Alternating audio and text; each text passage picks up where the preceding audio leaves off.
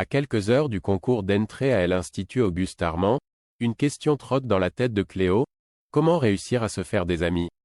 Pour la rassurer, Jasmine lui explique que la plupart des épreuves se déroulent en groupe ou en binôme, ce qui aide à créer des liens.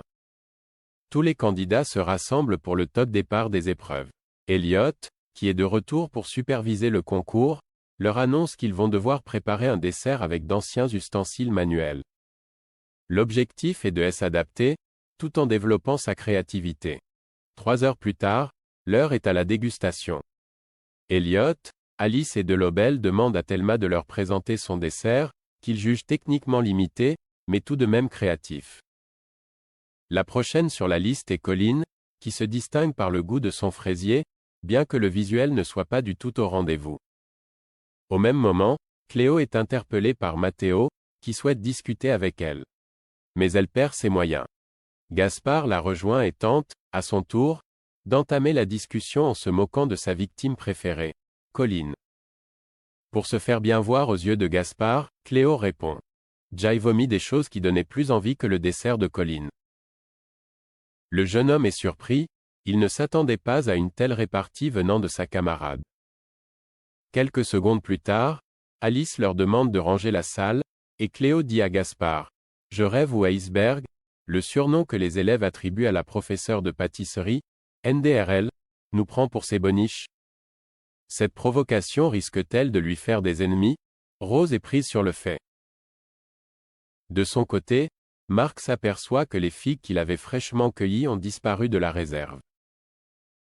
Il demande à Malik et Maya s'ils savent qui est le voleur, et ces derniers répondent qu'ils ont goûté une recette à base de cet ingrédient au studio, la veille. De qui s'agit-il?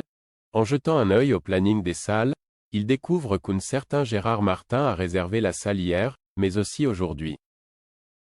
Marc décide de s'y rendre, afin de prendre ce cuisinier mystère sur le fait accompli.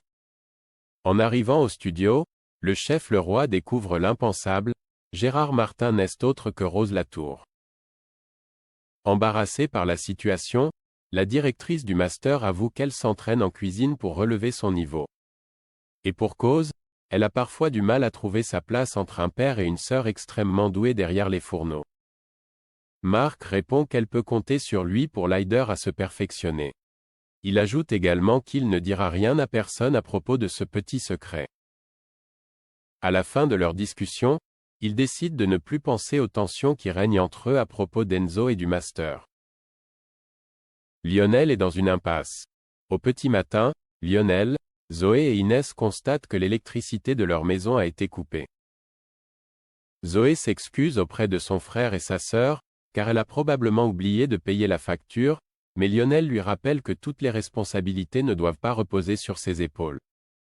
Zoé s'apprête à appeler leur père afin de résoudre le problème, mais Lionel lui en empêche en prétextant qu'il va s'en charger afin qu'elle puisse davantage se consacrer à la première épreuve du concours. En arrivant, Zoé croise Elliot, qui lui demande si elle ne stresse pas trop avec la première épreuve du jour.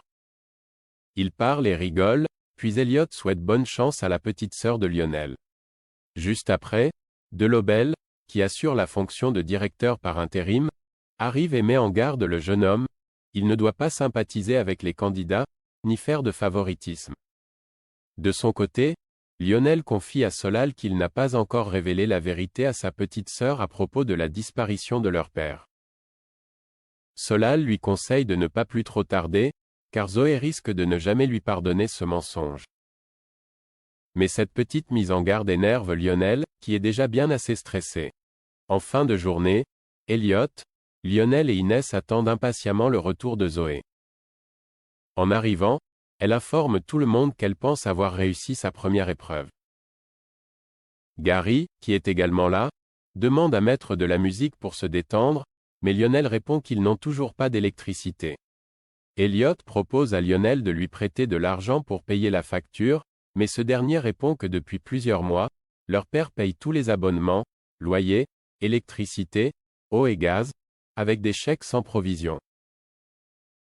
Il ne sait pas comment sortir d'une telle situation financière.